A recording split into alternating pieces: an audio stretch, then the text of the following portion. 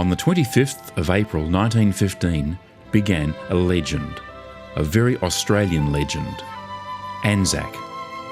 That legend has not only survived but grown over the past 100 years, but there is now a challenge.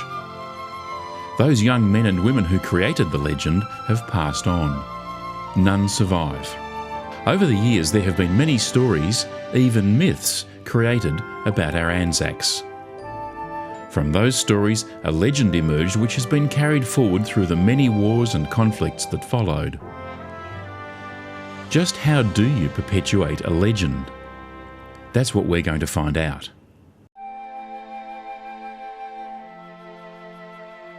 My understanding of the Anzac legend is for the people who sacrificed their lives for us to give us freedom.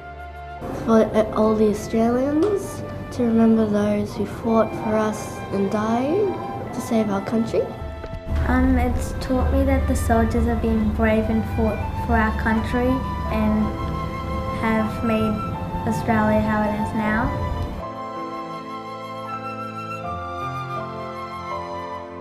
I feel very grateful towards them because they've gone out and they've fought for our country to give us peace and to have Australia the way it is now.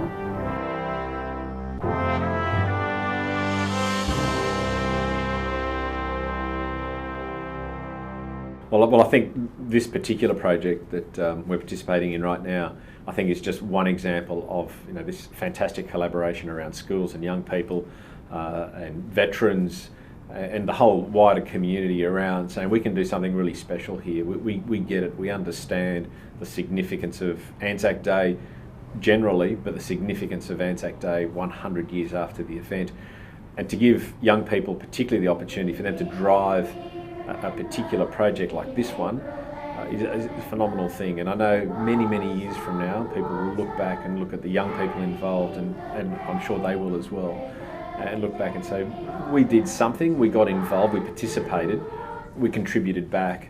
And I think in a sense that is part of paying tribute, honour to a group of very special Australians who lost their lives 100 years ago, to really mark their memory, to make sure that we continue to pay respect and do honour to people who defended us. The things we enjoy today, the great freedoms that Australia has, our wonderful system of democracy, our ability to express ourselves, all those things that we perhaps sometimes take for granted haven't always been the case. And I think if young people are given the opportunity, like through this project, then we get great outcomes, great results, and I think we have better communities and better young people because of it. So congratulations to the schools, all the stakeholders, people involved, and you've done a great job. The legend of Anzac was born on the 25th of April 1915 and was reaffirmed in 8 months' fighting on Gallipoli. Although there was no military victory, the Australians displayed great courage, endurance, initiative, discipline and mateship. Such qualities came to be seen as the Anzac spirit. Many saw the Anzac spirit as having been born of egalitarianism and mutual support. According to the stereotype, the Anzac rejected unnecessary restrictions, possessed a sardonic sense of humour, was contemptuous of danger, and proved himself the equal of anyone on the battlefield. Australians still invoke the Anzac spirit in times of conflict, danger and hardship. A century has passed and the legend lives on. Michaela Crawley, a Year 12 student and Vice Captain at Centenary State High School, located in the western suburbs of Brisbane, explores the legitimacy of the legend to discover if her peers and other young people are likely to continue the Anzac celebration. In order to continue the Anzac legend for the youth of today and future generations, it is crucial for youth to be well informed of the sacrifices, courage and mateship the Anzacs and later war heroes exhibited in many international conflicts. We cannot appreciate the future if we do not appreciate what has gone before us. During the First War, the legend of Anzac became the proud possession of all in the AIF and most Australians. By the centre, Since then, the anniversary of the 25th of April 1915 has been commemorated each year as Anzac Day.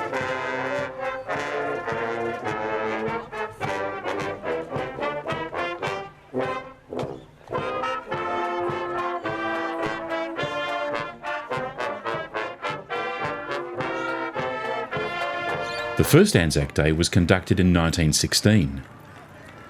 The troops observed it in various ways, and in London, large crowds watched 2,000 Australians and New Zealanders march to Westminster Abbey. In Australia, there was strong support for the day, with between 60,000 and 100,000 people packing the Domain in Sydney for a service. Anzac Day is not merely a date or some remote campaign, it's a spirit. It's a time to reflect on the past generations of Australians who in hardship displayed courage, discipline and determination. All words we associate with this day, today, Anzac Day. Smaller places had their own observances. Most states marked the day with a public holiday, and within 2 years they all did. Second World War ex-servicemen and later others accepted Anzac Day as theirs too. The commemoration of Anzac Day has become an Australian tradition, each year acknowledging the Anzacs fallen. Personally, I have marched in my local Anzac Day service since I was 5 years old as a Girl Guide, then with my primary school, and now as a secondary student. Every year I see more and more young people joining these marches. This is a true indication of the importance the Australian youth place on this day. In 1990, a few ageing Gallipoli veterans, accompanied by the Prime Minister, went back to Turkey for the 75th anniversary of the landing. Australians watched emotionally as a handful of representatives of a near-vanished army received their salute. The question is, will this tradition be carried on? While youth continue to show respect by appreciating the life they have in a democratic and free nation like Australia, I believe the Anzac legend will always live true. Over the past decade, school children have played a significant role in celebrating Anzac.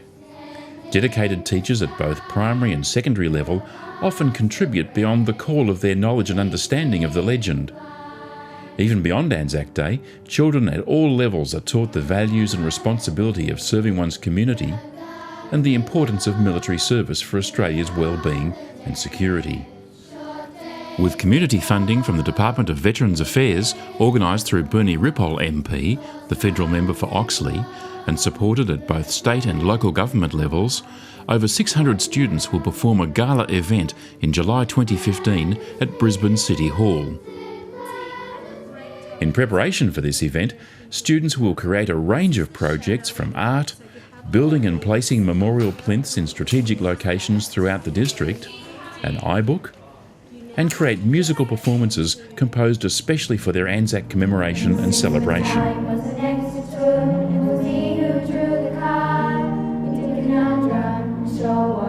before we left. And towns were lined with footpaths as we marched out to the quay. 100 years on, there are no longer any living survivors of the Gallipoli campaign, but the parades, services and rituals of Anzac Day have survived, and some have expanded. Large crowds now go to Gallipoli each year. The legend of Anzac remains relevant to many Australians. The word Anzac, however, has different meanings for different people, and so remains open to interpretation. As a history student, I take great interest in understanding and appreciating the sacrifices that many war veterans have given for my freedoms today. Our national curriculum in Australia values our Anzac legend, with many opportunities for students from primary to secondary school to show compassion and understanding of not only World War I, but the many international conflicts and peacekeeping arrangements the Australian Armed Forces have been part of.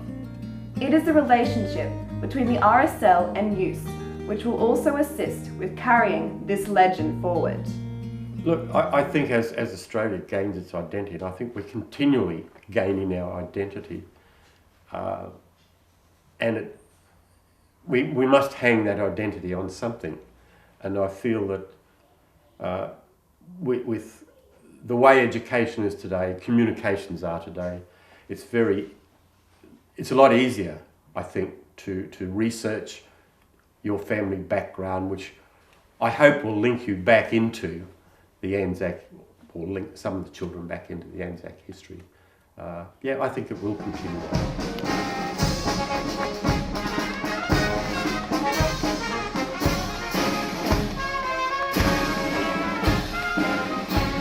So I had, my grandmother had 5 brothers in World War One.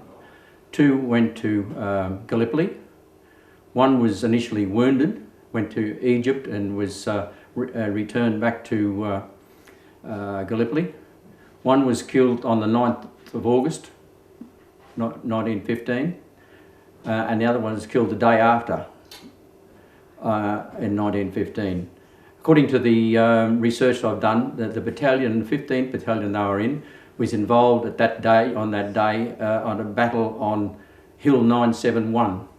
And in that battle, which lasted a few days, the battalion lost 370 out of 720 men, plus 10 officers. And as far as the Anzac legend is a little bit, I believe, a little bit like a personal lifetime. You are, as a person, you are, what you are reflects your experiences. I think the Anzac legend has become part of history now and will always be there. I'd like to think that it's probably a bit like Captain Cook found in Australia. It becomes part of our learnings and our history. And that legend, through the association of people having been there, their relatives and grandparents and whatever, will probably have more impetus and effect on continuing the Anzac legend. I would like to think that it will continue to stay within an education system, or the education system, where people learn a little bit about, our past traditions and what made this country what it is today. Over the past 100 years, politicians have played a significant role in perpetuating the Anzac legend. In Anzac's centenary year, both sides of federal politics made a generous contribution to both the memorial and community celebration. Inspired by this leadership, state and local representatives have also contributed. Educational institutions, like schools and universities, have a role in preserving the Anzac legend, as do politicians. Our current local community and school Anzac commemoration project has seen the support of all 3 levels of government, all showing their commitment of the project.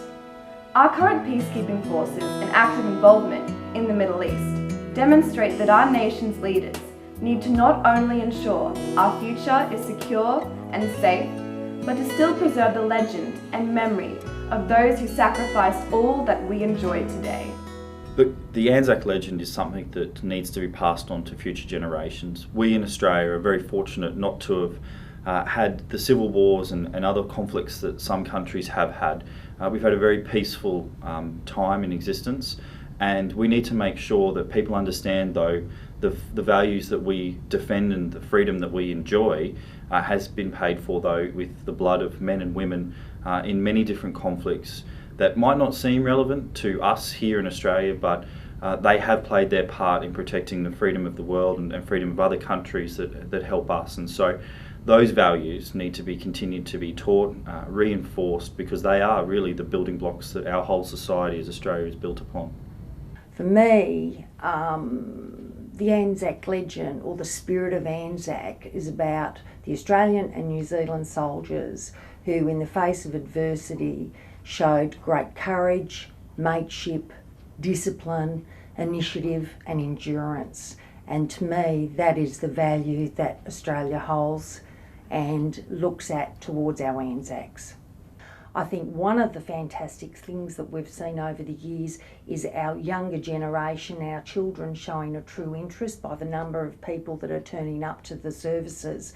And that has all been a part, I think, of the educations that schools are showing by highlighting to the students, so our teachers highlighting to the students certainly the importance of Anzacs and making sure that that is passed on from generation to generation. And again, with our schools this year, joining forces, so having the alliance of our schools work on the Centenary project 2015 and doing a number of activities across, not only on the day but across the year, again really highlights and promotes and encourages the true spirit of Anzacs. 100 years, I would say, that shows passion, significance and survivability. Here we are, a century after that fateful landing on Anzac Cove at Gallipoli, Turkey, still showing respect to this legend. As we commemorate the centennial of Anzac Day on April 25th, 2015, I urge everyone to look around and truly absorb the Anzac legend. The youth of today are very tolerant of difference, fighting for social justice and demonstrating resilience and persistence. With such qualities, there is no doubt that the legend of Anzac will continue to the future. Glories pass away, change and decay, all around I see. O thou who changest not, abide with me. This project's enabled us to work with community groups who we wouldn't normally have such a strong interface with, and in particular to have our students, and obviously being a school, very young students, working with members of the RSL and learning from their experience and wisdom has been an incredible strength to this project. Our students now have a far greater understanding and appreciation of Anzac and where it sits in contemporary Australia, because they've had these rich interactions with members of the community, and in particular, people who have worn the uniform of the Australian Forces and have contributed so much to Australian society. And our students certainly have been the chief beneficiaries of what has been a very worthwhile project.